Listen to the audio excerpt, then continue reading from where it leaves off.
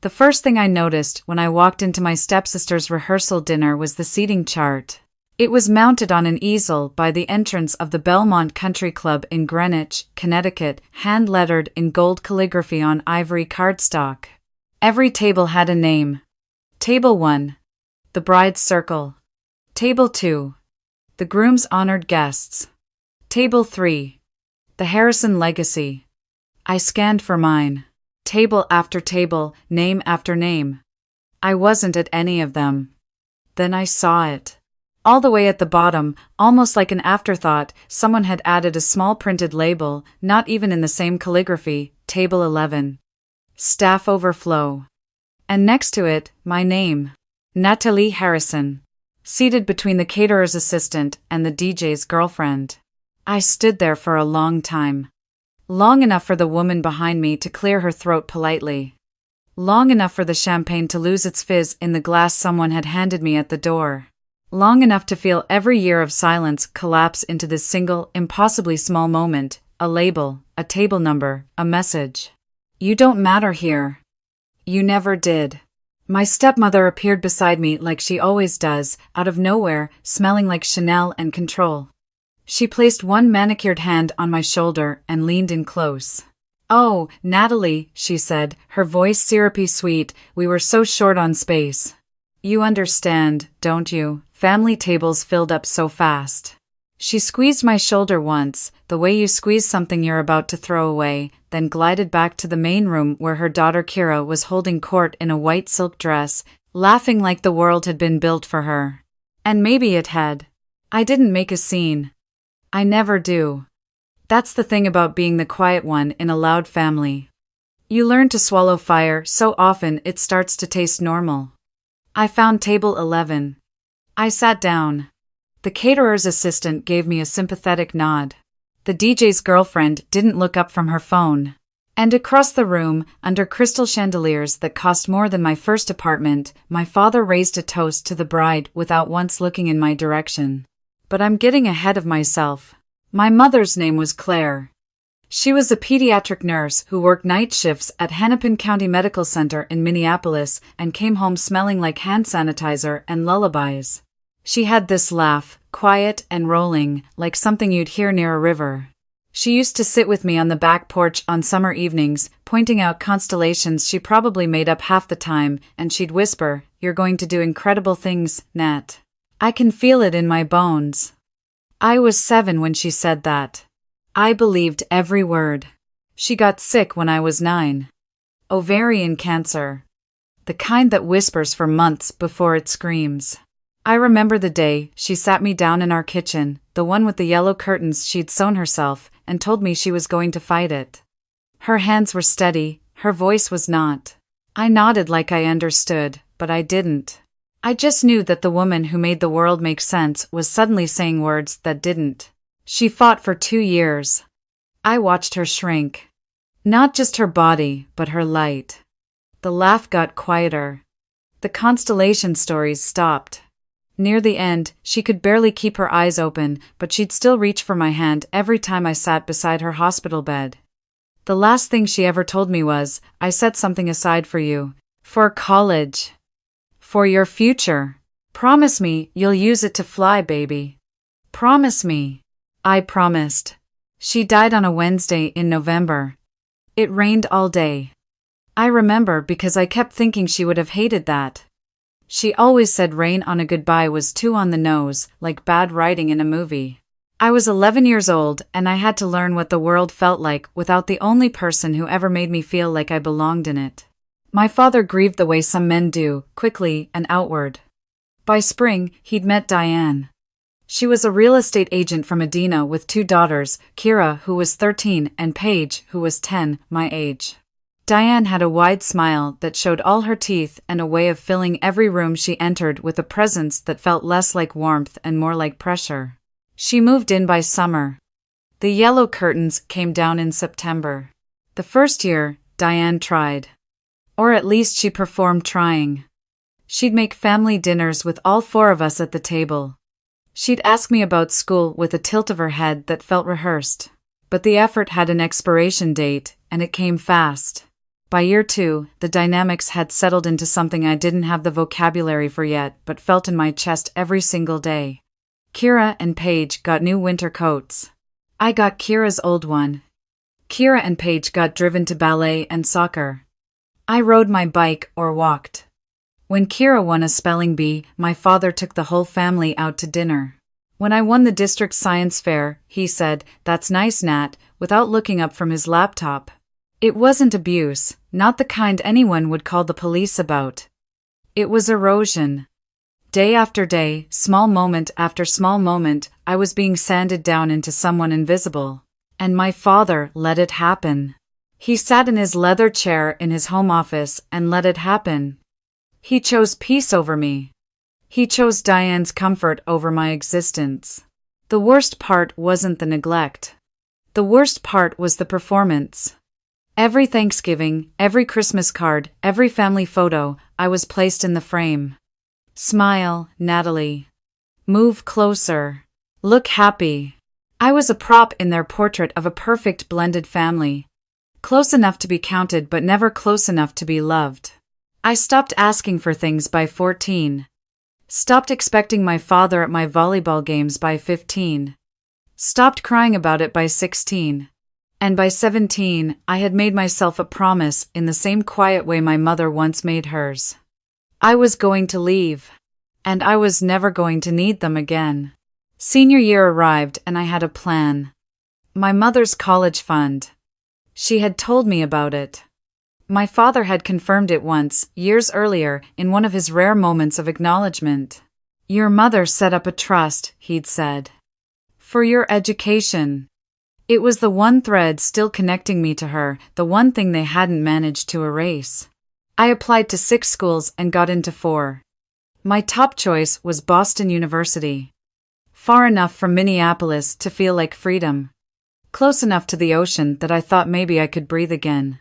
The acceptance letter came on a Monday and I held it against my chest like it was a living thing. I walked into the kitchen that evening. Diane was arranging flowers. My father was reading something on his tablet. Kira was texting. I said, "I got into BU. I need to start the paperwork for Mom's fund." The room changed.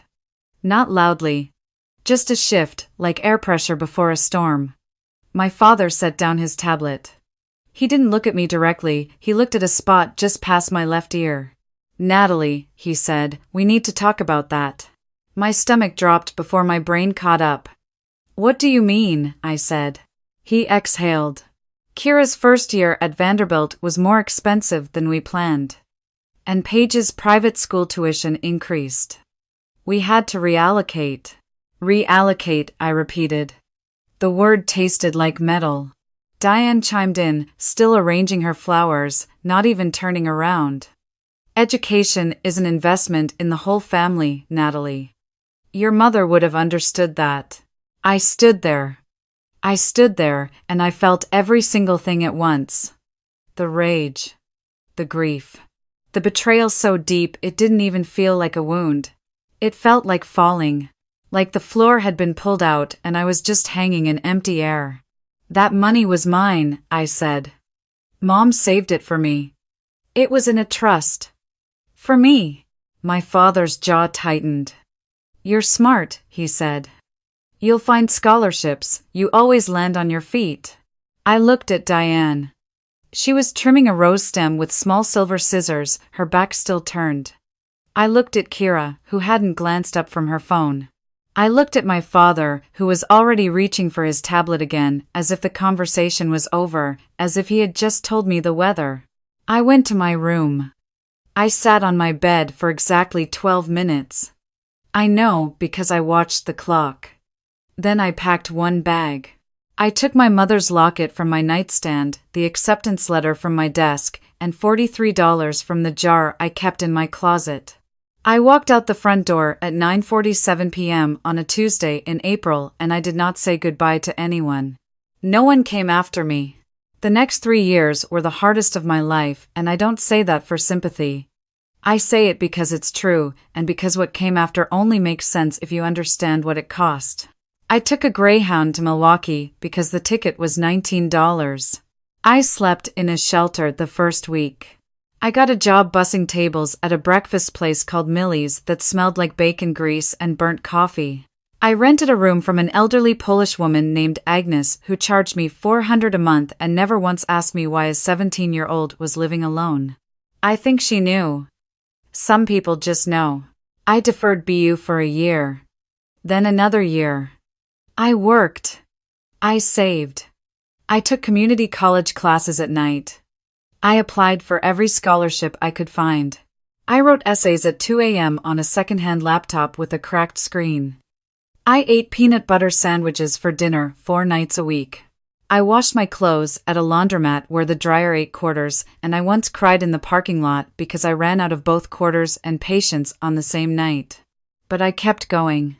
Not because I was brave, because I had no other option. The people who were supposed to catch me had already proven they wouldn't. So I built my own net. By 20, I finally enrolled at BU. I worked 2 jobs through every semester. I graduated at 24 with a degree in business administration and a GPA that would have made my mother proud. I landed a job at a consulting firm in Boston. Within a year, I was promoted. Within 3, I was managing a team. I saved aggressively, invested carefully, and by 28, I had enough to start my own business, a small strategy consulting firm specializing in healthcare operations. I called it Claire & Co., my mother's name. On my terms. The firm grew. Slowly at first, then faster than I expected. We landed contracts with regional hospitals, then a state health department, then a national insurance provider. By 30, I had 12 employees, an office in Back Bay, and a client list that would have made my father's golf buddies whistle. I had done it. Not with their help, not with their money, not with their name. But here's the part I haven't told you yet. 6 months before the rehearsal dinner, I hired a lawyer. Not a family therapist. Not a mediator. A trust and estate attorney named David Chen who came recommended by a colleague and who, after reviewing the documents I'd gathered, looked at me across his mahogany desk and said, "Natalie, what your father did is actionable. Your mother established that trust with specific terms. He was the trustee. He had a fiduciary obligation to use those funds for your education and your education only. What he did wasn't just wrong. It was a breach of fiduciary duty. Depending on the amount and the jurisdiction, there may be criminal exposure." The trust had been $180,000. My mother had saved for 9 years, supplemented by a small inheritance from my grandmother, every penny earmarked for me. My father had drained it over 2 years, funneling it into Kira's tuition, Paige's private school, and, as David later discovered, a kitchen renovation at the house in Minneapolis. A kitchen renovation. He used my mother's money, the money she saved working night shifts while dying of cancer, to put marble countertops in the kitchen he shared with the woman who replaced her. David filed the lawsuit in Hennepin County. Civil action for breach of fiduciary duty, conversion of trust assets, and unjust enrichment. The amount sought, $180,000 plus interest, legal fees, and damages. The papers were served 3 weeks before Kira's wedding. I didn't plan the timing. Or maybe I did. I honestly don't remember caring either way. So when I sat at table 11 at the rehearsal dinner, watching my father laugh with his arm around Diane, watching Kira flutter from guest to guest like a woman who had never once wondered where her next meal was coming from, watching Paige take selfies with a $4,000 clutch, I wasn't angry. I was calm. The kind of calm that comes after you've already made every decision that matters. The dinner progressed. Speeches were made.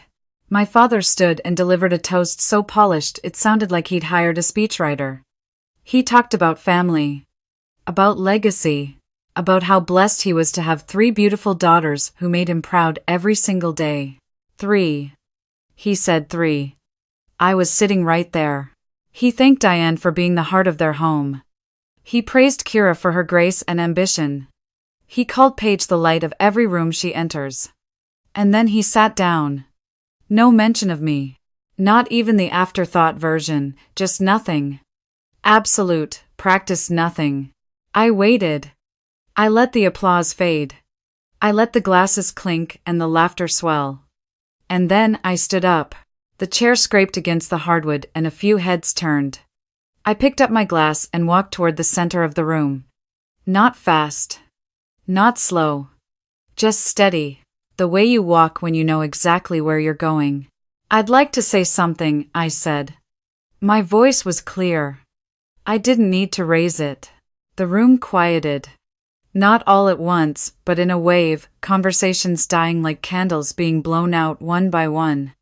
My father looked at me. For the first time all evening, he actually looked at me. His expression wasn't concern. It was calculation. He was trying to figure out what I was about to do. I looked around the room. 60, maybe 70 people, business associates, family friends. Kira's future in-laws, everyone dressed beautifully. Everyone comfortable. My father just gave a lovely toast about family, I said. About legacy, about being blessed. I smiled, small and precise. And I think it's important that everyone here knows what that legacy actually looks like. Natalie.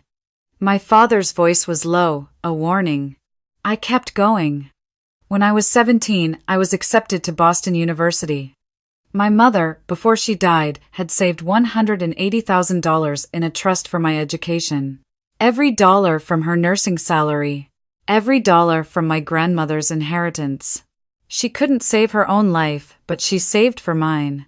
The room was silent now. Not the polite kind, the uncomfortable kind.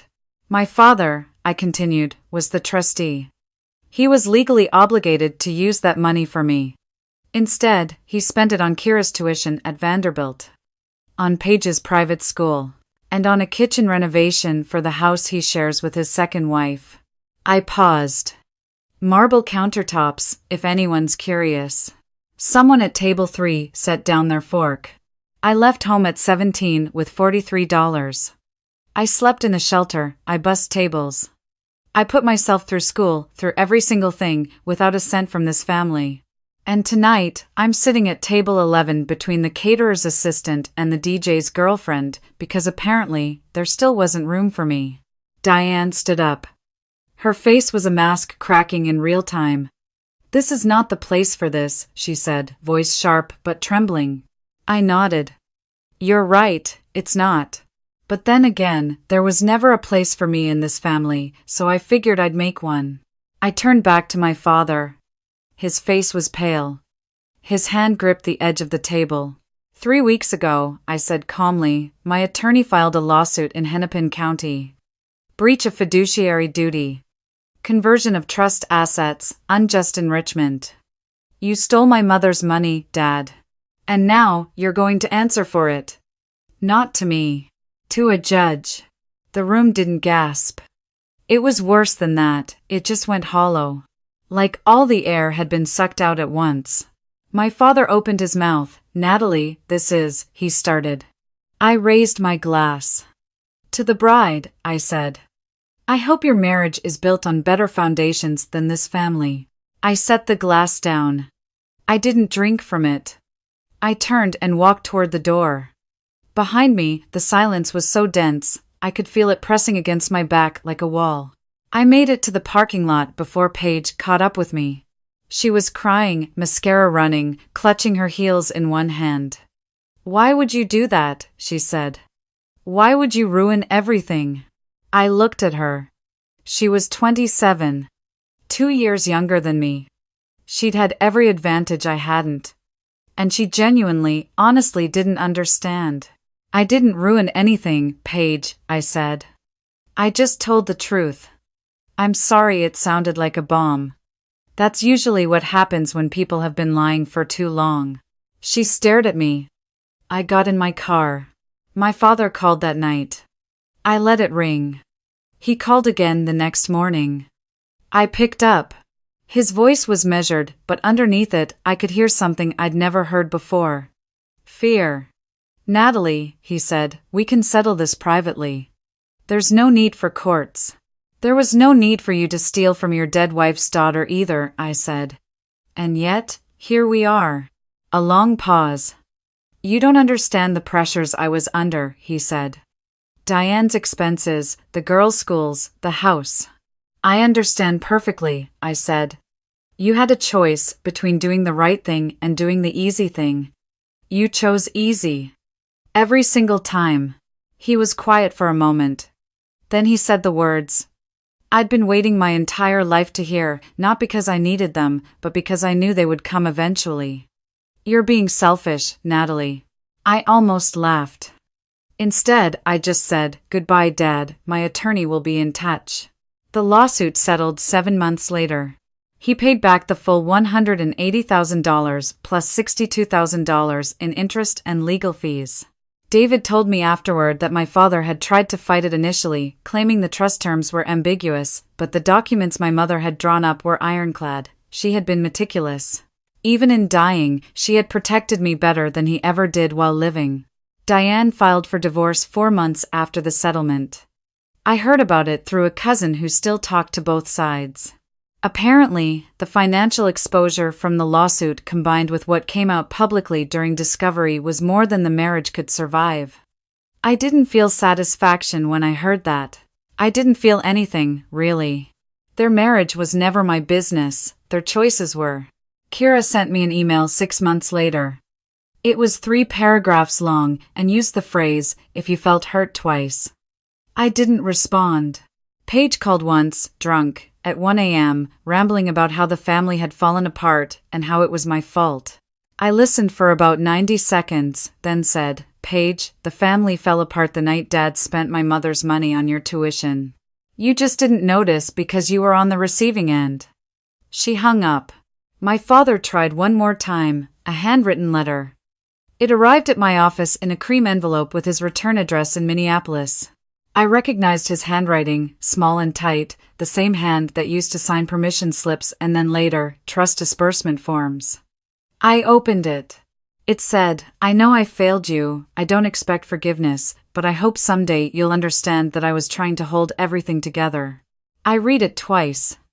Then I put it in my desk drawer. Not because I was saving it, but because I hadn't decided yet what to do with it. Here's what I know.